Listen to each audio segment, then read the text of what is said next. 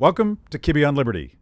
This week we talk with Jeffrey Tucker, the editorial director at the American Institute for Economic Research, and the theme this week is love. Markets love you. Free market capitalism is the only way that free people come together and cooperate and do beautiful things and, yes, love each other. Check it out.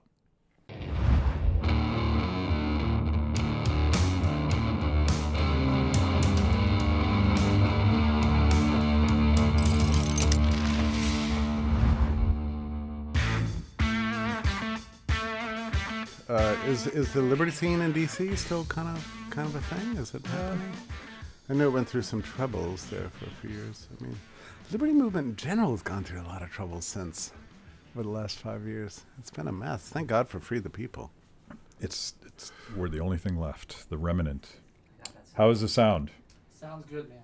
Okay. We were all queued up from the previous one, so all the levels are set. We're ready to go. Okay. Oh, look at this. Okay. Cool. You ready to roll? I'm ready to roll. Jeffrey Tucker. Finally, you're in the studio. So glad to be here, Matt. It's very exciting. Yeah. And you'll notice my homage. I love it. I call it Jeffrey Tuckerism. There's, and maybe you borrowed this from Murray. I don't know where you got the look from. You know, I didn't, but there's this funny remark in John T. Malloy's book on dress for success, and it was something like from the early 70s. He said how to dress for job interviews, and he said, whatever you do, don't wear a bow tie. Everyone will think you're a bomb thrower. So you're I like, think, well. So I think there tends to be a kind of a connection between bow ties and radicalism in some way. I don't know. Malcolm X, Murray Rothbard. Maybe. I started wearing one when I was 16. I was working in a men's store, and we got a shipment of them, and I put one on, and I thought, this is great. It doesn't flop around. It doesn't get into your soup. That's it. So, but once you start wearing one, then you're stuck, you know. Yeah. But yeah, Murray wore a bow tie. I have several of Murray's bow ties, actually. Oh, that's pretty cool. Yeah. Are they in a proper They are. protective case? Mm-hmm, they are. Yeah, I treasure them. I truly do. Joey, his widow gave them to me, and Murray and I were friends for 10 years, and I loved Murray very much, so I treasure those bow ties.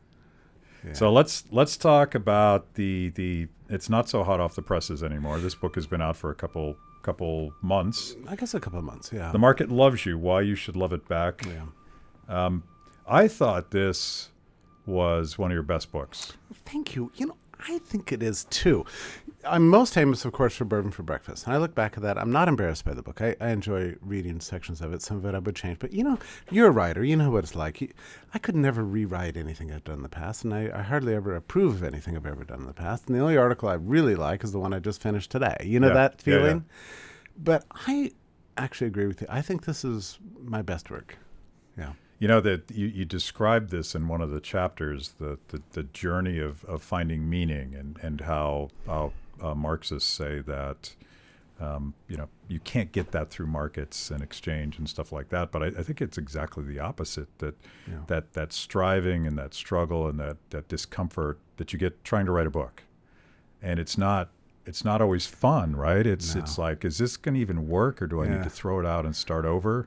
Yeah. And but you also have to find yourself, and that's actually a hard thing for an author, is to get over the fear of your audience, you know. Yeah.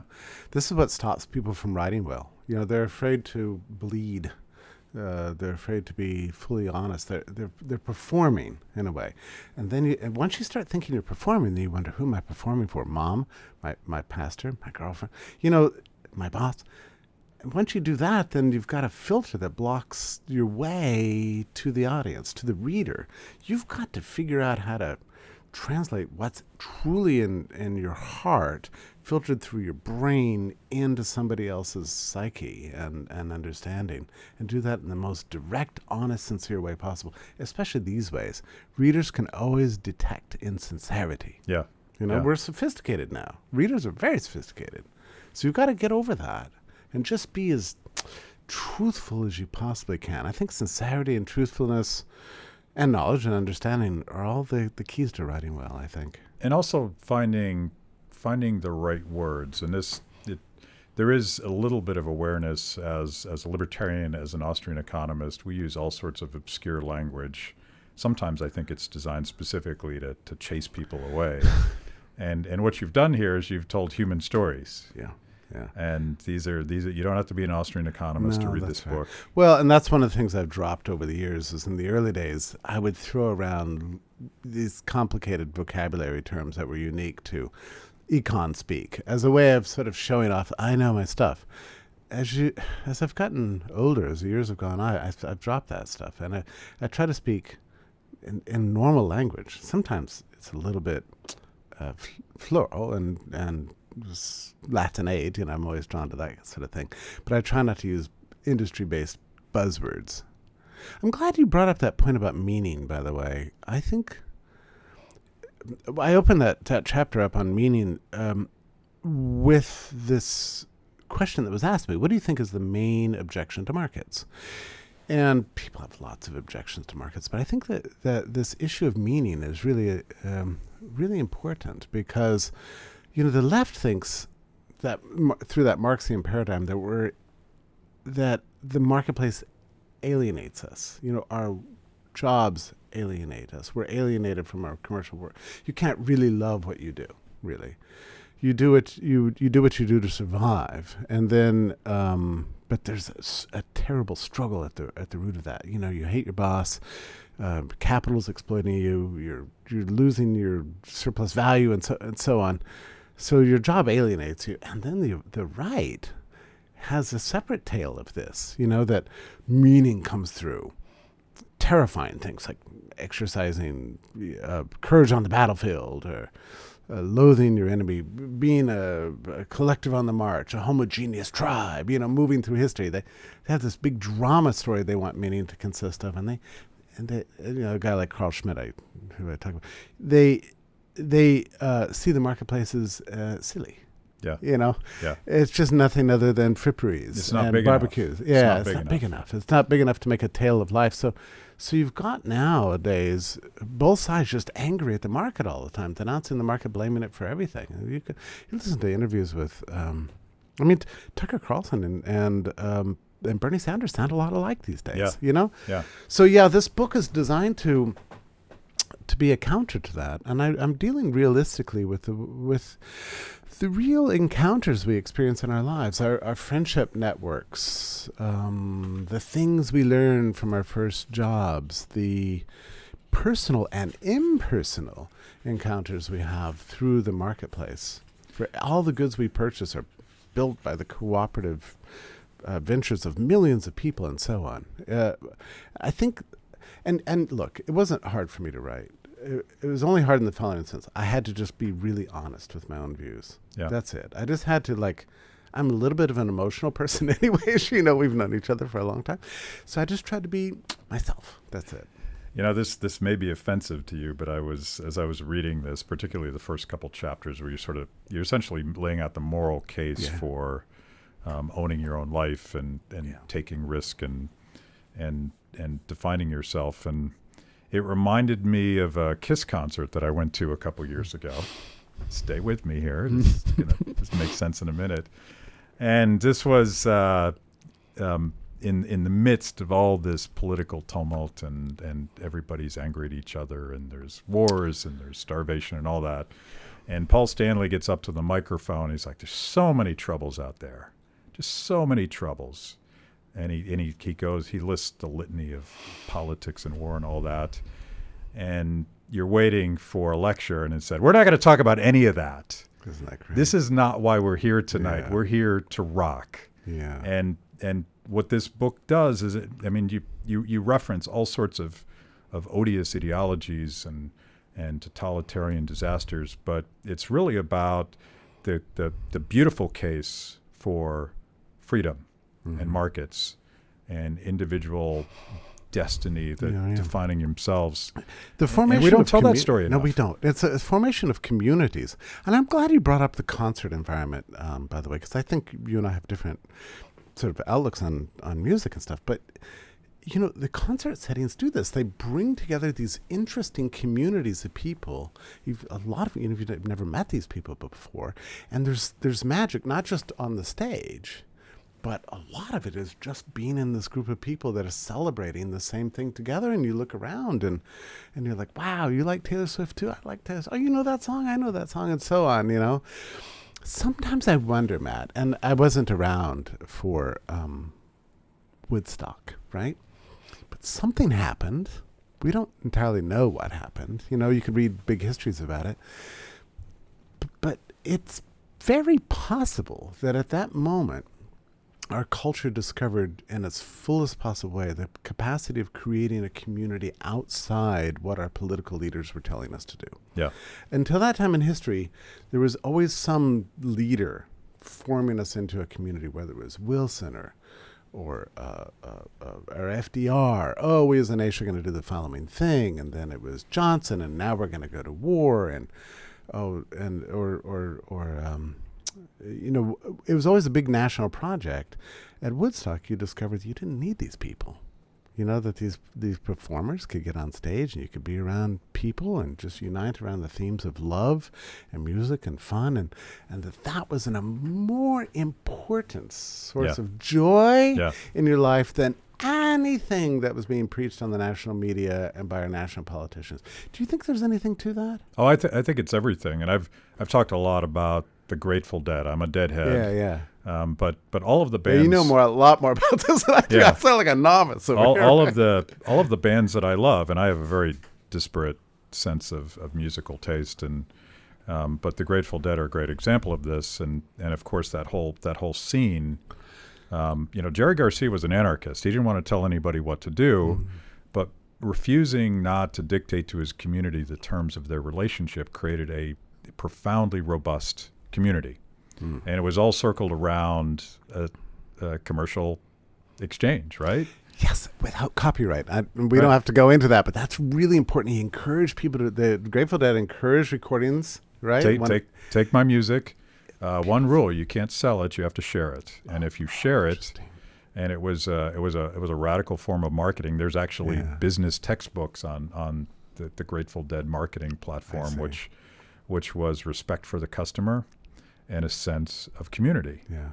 And that to me, like this theme, you've never been to a Dead show, I'm guessing. No. But this theme runs throughout your entire book. No, but you experience it, and this is what commerce does for us. And I don't even like the word commerce, although it does have Latin roots in commercium, and there is a very interesting story associated with that, actually. Commerce and love are related theologically in medieval Latin, medieval Western religion.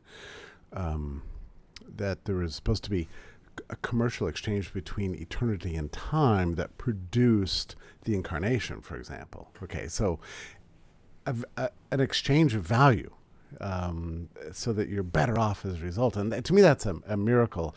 And that miracle is around us, everywhere. One of the main themes that come, and I really want to get back to the concert thing because I have something to tell you won't believe.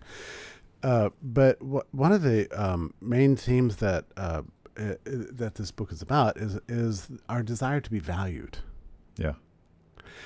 We take that for granted, because we are surrounded by people who value us. Our coworkers, our bosses, they do. You hear that? Yeah. Are you buying that? No, to bring value into any kind of setting and have somebody look at you and say, I value you as a person, and therefore I'm going to grant you the dignity that you have, and I'm going to inspire you. This is the stuff of life. And if you've ever known a young person who has his or her first job, you experience that for the very first time. There's an ebullient happiness associated with the fact that you're able to go in there and serve, develop a skill, and then get money for it. I mean, that's life affirming. There's purpose and belonging, meaning. It's not alienating for God's sake. It's exactly the opposite. I discovered this actually for the first time when I tell this big story of going to jail. Look, I was only in there one day, but it was a terrifying moment for me because I remember being behind bars. It was a traffic ticket I didn't pay, what kind of thing, but I was behind bars. Total thug life. Yeah. That's why I got street cred. But I suddenly did have a sense that everybody who loves me and cares about me is external to me, and they don't have any control over me. I don't have any access to them, and everybody who did control my life, they didn't care anything about me. And so I asked the time of the warden or whoever happened to be passing by, and she looked through me as if I didn't exist, like I was a skeleton. She couldn't even look at my eyes. She just looked through me. And that was a strange sense, because I realized that day that if we weren't involved in the commercial marketplace, if we weren't in a position to be valuable to other people, and then to value other people in return, that exchange of love that's part of the marketplace, we would despair. Yeah. We would. Not just in a year's time or in a month's time, but really in a matter of hours. And that's why it was, I think, there that I came up with this thesis that the market really is about opportunities for us to encounter each other in loving ways. And there's many different levels of love, and that's why I invoke C.S. Lewis, who wrote a book about this. But it can be It's the best chapter, by the way. Thank you. The one people must read. Thank you. Yeah, it's about friendship, or just discovering people. I mean, just think about the last time you went to a restaurant and you liked your waiter and you tipped 25%, and you had this interesting encounter with a person you've never met before, but there's something about them that struck you the right way and you appreciated being valued by them. I mean, even that moment when you sit down and somebody comes up to you and says, "Good evening, welcome to such and such. I'll introduce our specials tonight a little bit, but would anyone like a cocktail?" There's just that moment where you feel it. You suddenly feel loved. You feel appreciated. And it comes over you. That's why we go to restaurants. Just that desire to be appreciated for who we are, and then you appreciate them in return. Those encounters are around us everywhere. Yeah, and that's the basis of millions, infinite number of commercial transactions, ultimately, because ultimately there's a trade happening, and both people are being made better from that trade. But it's not just markets clearing. There's something more profound going on there. It's mutual value creation, that mutual thank you that is embedded in every market exchange. But it's also, and this gets us back to the point about the concerts, it's about the formation of community also. We do like the idea of community, I think. There's this rap on libertarianism that it's all about autonomous individualism or whatever people claim, but the concert setting, we've earned a little bit of that. Probably we've earned everything everybody's ever said about us, but that concert setting is interesting. And I'm sorry to take us back slightly to the Grateful Dead, but I wanted to give you an example of what happens in the Berkshires in New England at Tanglewood. Now, this is not the Grateful Dead. This is Beethoven and Schubert. Yeah. 5,000 people gather almost every night on the lawn of Tanglewood and listen in silence to Beethoven and Schubert and Mozart and Copland. And the affection for each other in that setting is probably comparable to a Grateful Dead situation. There's something about the mixture of art and commerce and community. That's a magic that no state has ever in the history of the world been able to manufacture on its own. Through its slogans and its ideologies. It's all nonsense. There's magic in that because all of the things that we believe that classical liberalism does, it tears down barriers, tribal barriers, racial barriers, national barriers, stratus barriers. If you go to any concert and really any sort of crowdsourced bottom-up gathering where people gather in common purpose. The farmers market on the weekend. Yeah. That's a great scene. My goodness. And you get like, it's not just anonymous. There's a sense of you're with your friends, even though you've never met any of them before. And when I'm at a Dead show, I can engage anyone in a conversation about the Dead, and they're so enthusiastic, irrationally exuberant about the 700th version of one song they've heard. It's so fun. But the level of expertise you encounter in those settings. Yeah, I remember being at Tanglewood, and a guy we were listening to Mahler's Fifth Symphony in silence, 5,000 of us on a lawn. Can you imagine? And a guy had an "I love Mahler" shirt, like heart. It's the very long end of the tail of the internet right there. Yeah, right. And so I just walked up to him. I said, "Listen, I love Mahler too." And it was one of those classic Mahler conversations. What do you think about the fifth? Oh, I love the fifth, but the sixth? Oh, who can do without the sixth? Yeah, but there is the third. Well, of course there's a third. And so on it goes for 30 minutes. Yeah.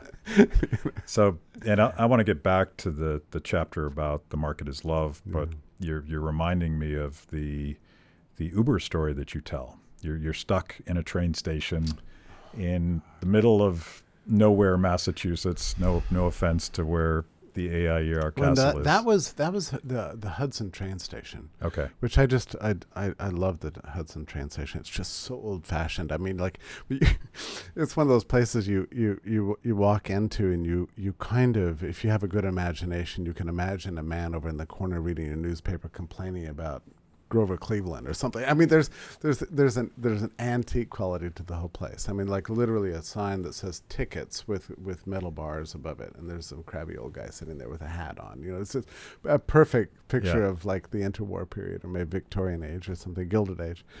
But anyway, one day I was with some interns, and we came in very, very late, and a snowstorm came, and it was terrible. And we didn't really have a ride, and so it was a 45-minute trip to get back to the house, and I was so grateful for. And we kept trying the Uber app, and it was nobody came, and then finally, we did get an Uber driver, but it was very interesting because on the way back to the house in the middle of this terrible snowstorm, and I was imagining that we were going to have to spend the night there on benches. But he told us that he was sitting with his wife in a warm house watching Netflix, and he got the first request and went, me. Got the second request and went, who needs it? Third request came in. He thought, there's some people in trouble. Yeah. I need to take care of them. And drove 20 minutes through the snow, a harrowing trip to pick us up, and took us to the house. 45 minutes away, and what did he earn for that? $8 or something. I gave him a gigantic tip as a result, but I reflected on that. It's like, this combination of technology, charity, human affection, commerce, all coming together to save us from what would have been real trauma.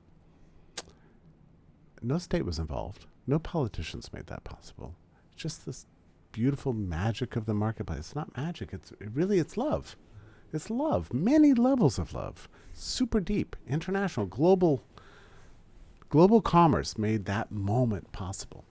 And it's hard to imagine a scenario where coercion would have gotten that guy to leave his warm home and his wife in order to help a stranger. Yeah, that's right. And it gets back to that sort of anonymous sense of connection that commerce seems to create. It was, so I'm so glad you asked about this, because I think about that man right now, and like, the only way I could really thank him was by giving him a big tip. But if he were here right now, I would give him a big hug. Like he made a huge difference in my life. Yeah.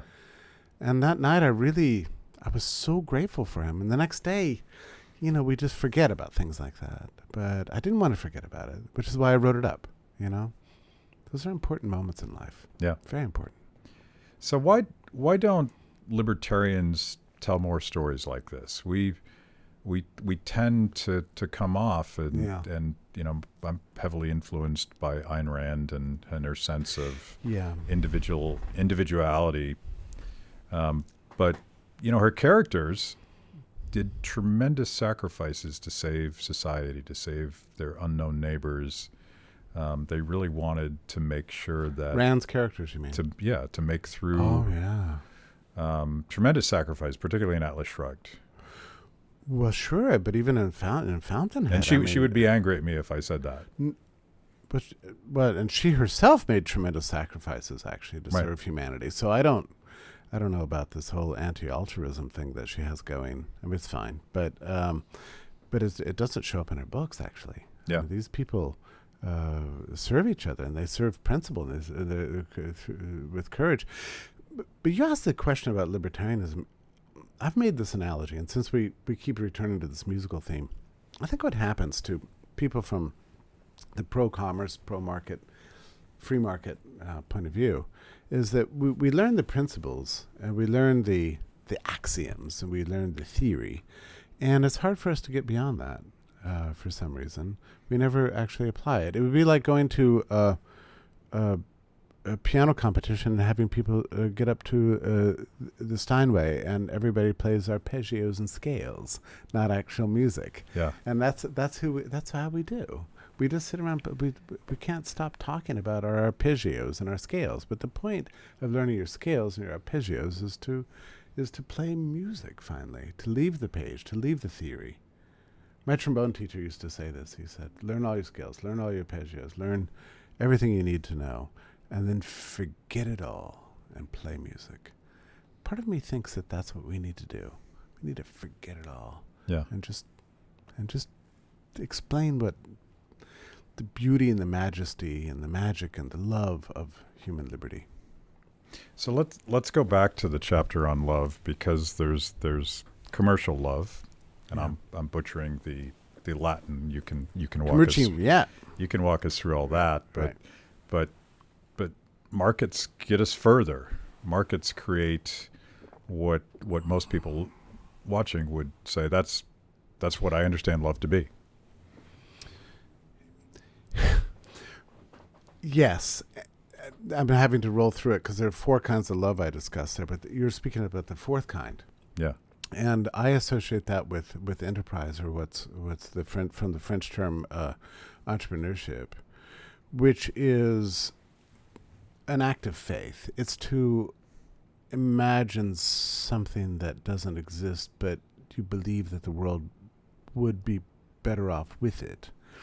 Like you wake up every morning and you think, this world is lacking in my idea. I can see the world could be a better place if I could just make this thing come true. St. Paul calls it the evidence of things unseen. Like this. It's an act of faith. Like you see the world as a different place, but it's not yet there. And so you act on it. And this is what entrepreneurship is, essentially, is if you've ever created anything, you created Free the People. I'm sure that you spent many nights sleepless seeing what Free the People could do. What the difference it could make in the world that is lacking is something. It was like a burning passion. It's actually like a little bit crazy. Yeah. It's crazy, just like love is crazy. It's crazy beautiful. Yeah. That might have been the phrase you used. It Yeah. was beautifully insane, or Yeah. something. Well, like that. it's and I hope I'm not alienating our listeners here, but when I say that if you've ever been in love, there is a difference. Yes, there's nothing physical about the world that's changed, except that everything seems different to you. Suddenly you hear the birds singing, the flowers are extra beautiful. You hop down the street in a different kind of way. Everything delights you. Love is like it's a drug. It's like our absinthe. It's our wormwood. It makes us nuts. It makes us make crazy sacrifices. It challenges us to do things we shouldn't do, like try to change the world, which is not likely going to succeed. But we can't help ourselves anyway. That is a special kind of love. And I think it's at the very heart of entrepreneurship. And if you've ever known any business people, and I don't mean just billionaires, I mean anybody who's ever started or done anything, they're always consumed with this desire to make a dent in the universe, to make an impression, to realize the importance of their own lives by changing the narrative of history. Yeah. And that is the way we progress. And if you think about it, what that means is that love is the basis of human progress. I really believe that. But in order to exercise that love, to act on it, to use your volition to change the world, you have to, in the very first instance, have the freedom to do so. Yeah. I mean, that's the basis of everything. Like, it's not enough to have love. You have to have the freedom to act on that love, too. We have to have both things together. And if you give more freedom, you very well might inspire more love, you know? So speaking of love, I love Frederick Hayek. And one of the spontaneous traditions that has emerged on this show, apparently, is that I quote Hayek a lot, which is a malady that we libertarians have. We have to quote Austrian economists. And apparently people will get a cocktail every time I quote Hayek. So cheers. Cheers to Hayek. And this is a bait and switch. Yeah. Because I'm going to quote Mises and not Hayek. Mm. And I don't think I've done this on the show. I've done it a lot. My favorite quote from Human Action, Ludwig von Mises' magnum opus, is about exactly what you're talking about, the entrepreneurial urge. Mm. And there's this great passage, and I almost have it memorized, where he talks about how the entrepreneur sees the past just like everybody else. Everybody can look backwards and see the way that things were, but the entrepreneur is different because he can see around the corner of history and imagine something that doesn't exist. And they become obsessed. They become... He says this. Yes. I will send you the quote. Okay. And So I probably just took it from Mises. he doesn't say, he doesn't use the word love, but he talks about how you can't stop entrepreneurs even as everybody laughs at him, because he's just charging forward. He's doing what he does. And you think of someone like Steve Jobs, who was by most accounts a fairly insufferable guy because he was obsessed, right? Yeah. He was obsessed, and he wasn't just responding to market signals where consumers were saying, you know what, I need an iPhone. Because they didn't know they needed an iPhone. They had no idea. I love that. I love that story about him. And that just sums up every kind of great entrepreneur there is. Yeah. They see things that other people don't see. Yeah, it's not about making money. No, and it's not a formula either. Yeah. Any more than love is a formula. You know, I mean, like when we fall in love, it happens in the strangest ways and unexpected ways. I mean, it obsesses us and possesses us. I can imagine that Mises did understand this. Actually, he was very much of a student of Freud, who was one of my favorite liberal anarchists in history. I love reading Freud. You know, Mises read a lot of Freud in preparation for his. Was Freud part of the Vienna Circle? Well, he was a part of that milieu, but Yeah. he was part of the Vienna Circle, but not really necessarily Mises' circle. But when Mises wrote his book Socialism in 1922, Freud was in the air. You know, everybody was going to Freud for psychotherapy and that sort of thing. But there's a collection of articles that Freud wrote called Civilization and Its Discontents that really affected Mises' view on the family. And if you read enough Freud, you begin to see that there's a strange overlap with Mises and Freud on many things. And I'm really tired of Freud being put down, I must say. I adore his writing. I think he's just fantastic. Yeah. So let's shift gears just a little bit and talk about the new platform. You and a mutual friend of ours, Ed Stringham, and a number of very smart economists are revitalizing the American Institute for Economic Research. Tell me about the project. Thank you so much for asking, and thank you for saying Edward Stringham's name, because you know he and I have been friends for so long, and he took on this project, and just, I mean, someday I'm going to write. In fact, I must tell you, I've written a secret history of his presidency, actually, and I'll distribute it at some point in history. But that man is heroic, what he did at AIR. But American Institute for Economic Research was founded by E.C. Harwood. He was a very interesting guy. He was a professor of not economics, but engineering at MIT. And in 1928, he kind of came up with an Austrian-style theory of the business cycle. This is not boring. And then in 1933, he, like many Americans, was just appalled at what FDR did to money and banking. I mean, FDR got elected president. His first action was to legalize beer. Okay, that was good. good start, Yeah. right? I'm all in on that. Right. And in fact, there's some evidence that was a major reason why he got elected in the first place. So he Yeah. fulfilled that campaign promise. But then he confiscated everybody's gold, shut down the banks, depreciated the dollar, and E.C. Harwood was appalled. E.C. Harwood was a student of Benjamin Anderson and J.B. Clark and the American marginalist tradition, and decided he needed a think tank to study, research, and educate Americans about economics. And so he founded the American Institute for Economic Research in 1933. Then it was in Boston, based at MIT. And he went off to war.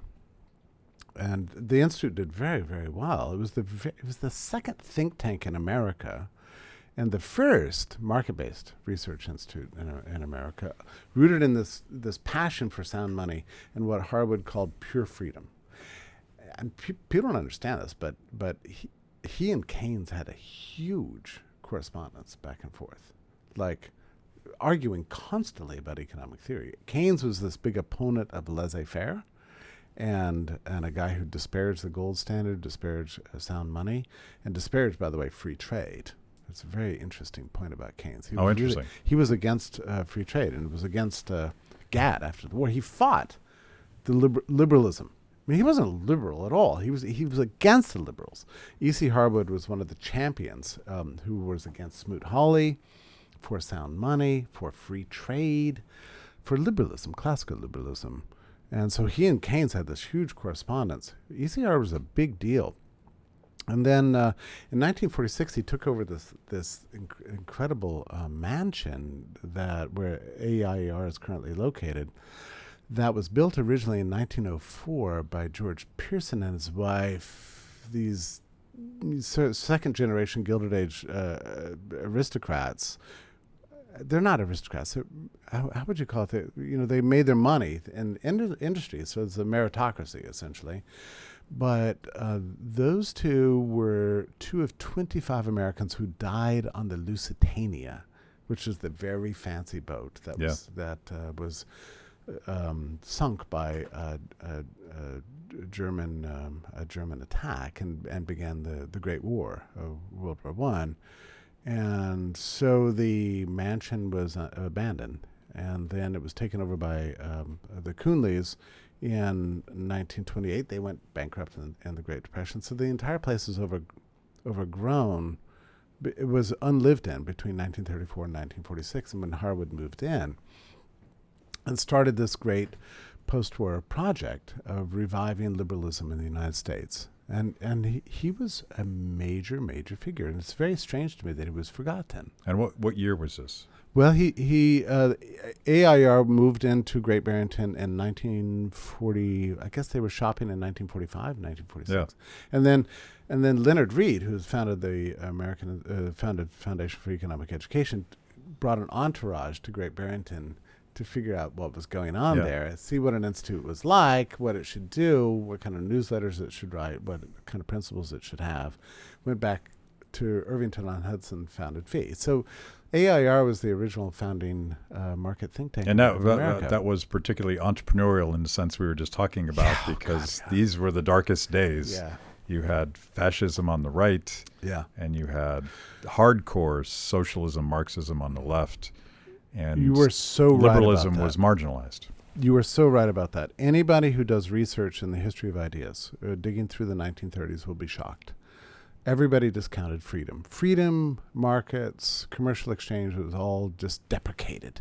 People thought that the future consisted of socialism, fascism, or some managerial statism in between.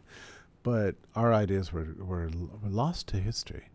But E.C. Harwood really saw that they could be revived, and he and just a handful of others helped revive the ideas of liberalism that actually, after World War II, began to really take effect, really began to take hold. There was just a brief dark period between, I would say, like 1931 or so and about 1948. That was a terrible period of history. But I really admire Harwood for being, and Leonard Reed and Mises and Hayek, and there's a bunch of these heroes that really saw through the fog. They saw that It was a lonely time. Everyone was laughing at them. Maybe this inspired Mises' quote. But all of you youngsters have repopulated AIER, and there's a strong Austrian, certainly pro-market sense there. Yeah. But this is not an academic enterprise. You're trying to reach everybody. That was Harwood's goal, to reach everybody. Very friendly towards serious, deep, scholarly research, but also passionate about reaching intelligent people in all walks of life. I mean, they have to go together. There's also, I like the spirit of AIR is not about gaming the system. We're not trying to trick anybody into believing our ideology. I don't believe in that anymore, and if I ever did. I think sincerity and truth, radicalism and science, like these are not incompatible ideals. You can put them together. As long as you root your enterprise in a sense of confidence in ideas, attachment to moral principle, and respect for research and truth. I think you can put all that together, and I see that coming together at AIR right now. I mean, in the course of 1 year, we'll have published 50 books. Yeah. We've revived, you see the social media happening. We've got conferences going on really all over the world through the Bastiat Society, which Ed acquired, early in his tenure. The Sound Money Project. We've got things going on just constantly. It's wild. Most importantly, and I'm showing my biases here, but there is apparently a video coming out, a rap video. Yeah. Tell us Mises about Marx, that. Just got back from the filming in San Antonio. There were 2 early rap videos that had a big impact on you and me, and Keynes and Hayek. Hayek versus Keynes. Yeah, put out by John Papalas. So AIR is making possible this great battle between Marx and Mises, and I tell you, it is really something. I mean, I don't know if you haven't seen the lyrics. No, I haven't seen but it. we've been keeping them under kind of lock and key. It's usually not my way. Yeah. But they are so great. I think this is really going to define everything for everybody. And it's interesting because Marx comes across as kind of hip and kind of, there's a certain sense in which he wins the battle. Yeah. Because he's got more popular things to say. But Mises, I would say, wins it intellectually, but Marx wins it emotionally until the end. I don't know. You just have to wait and see. But I'll be biased. In the video, I play. Yeah, of course, right. But in the video, I play a wealthy patron, and I try to save the other wealthy patron, Ed Stringham, from being thrown off the balcony by Karl Marx himself. So it's really something. When push comes to thug, strip away all of the pretense. He's a thug. No, yeah, for sure. No, that's right. It's a wonderful project, an expensive undertaking, but I think it's going to make a difference. I mean, as you know, we live in a funny world today. There's so much data just dumping down the world, trillions of bits of information. Just getting attention for anything these days is very difficult, and it takes a lot of work and a lot of focus and a lot of dedication. But I think this video is going to do very well, even in our current setting. Well, you've heard me say this 1,000 times. I couldn't be more optimistic about the ability to connect with young people. I don't freak out so much about the scare polls that show that they're more attracted to socialism than capitalism. Yeah, I don't even like that word. Capitalism isn't about capital. No, it's not. I mean, it can be, but it doesn't have to be. It's capital's about. a Look, piece. for me, markets are about love, as the book says. Markets love you. Well, you should love it back. And people have made fun of me for this, but I think it's just true. And look, Matt, you and I are dealing with the greatest realm there is. It's the realm of ideas, and you can look at countless examples in history when things seemed terrible, but a handful of courageous people really stood out with sincerity and conviction and a willingness to fight hard and stand up to all the Twitter trolls or whatever they've always existed. They've always been with us. It's not unique. Push through and persuade people of certain truths. And in the end, we win.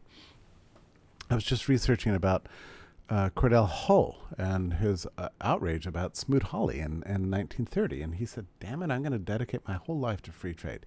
And sure enough, his students and acolytes, brought us the General Agreement on Tariffs and Trade, which sounds like a technical document in 1948. No, it freed billions of people from oppression. Billions. It gave us longer lives. It made the world rich. I mean, we're sitting here today because of this one crazy guy in 1932 said, I've had enough. We're gonna bring the world together through world trade. This is an important point. Ideas can make a difference. And I'm going to tell you something, Matt, that I think you'll appreciate. In the early years when I knew Murray Rothbard, I had just gotten out of a class in public choice. And you know what it's like to leave a class in public choice. It leaves you with the sense that the world is fixed. It's a game. There's no escaping it. The interest groups have all lined up. We're screwed. Yeah, we're screwed. The costs are dispersed. The benefits are focused. Democracy's a racket. It's all locked down, and ideas don't matter anymore. And I, as a young punk, went up to Murray Rothbard, and I told him this. Can you imagine? What a jerk. Anyway, I was young. And I knew Murray well. Who's this kid? Yeah. Murray actually loved me even then, but I will never forget the look on his face. I knew him for 10 years, the only time he ever got angry at me. And his teeth began to rub together. And I'd never seen Murray this way. Rub together, and he just began to vibrate. And he just said fiercely, with conviction and passion, he said, Jeffrey, you need to stop thinking this way, and you definitely need to stop preaching this message because it's 100% wrong. Ideas are what drive history forward, not your public choice rationale and your lockdown democracies and all your crazy theories. That's ridiculous. The only way we've ever had progress is through ideas. Ideas can break down any establishment. Ideas can break through the toughest state, the biggest guns, the biggest militaries, all the interest groups. They die before truth. If we can just get that right, then we can make a difference in this world. That's what he said. And he said that to me, and I was shocked. And I wasn't sure he was right. And he died in 1995. But everything that's happened since then is, I think he was right. I have to believe that that's right. I think he is right. I think he was right to rebuke me, actually. I think he's correct. We've got the best weapon of all. We can win this. But we have to do it the right way, as Murray did, as Adam Smith did, as Hayek did, as E.C. Harwood did, with sincerity, truth, passion, love. That's the only way we're going to win. Love trumps hate. Oh, that's good. Cheers. Cheers.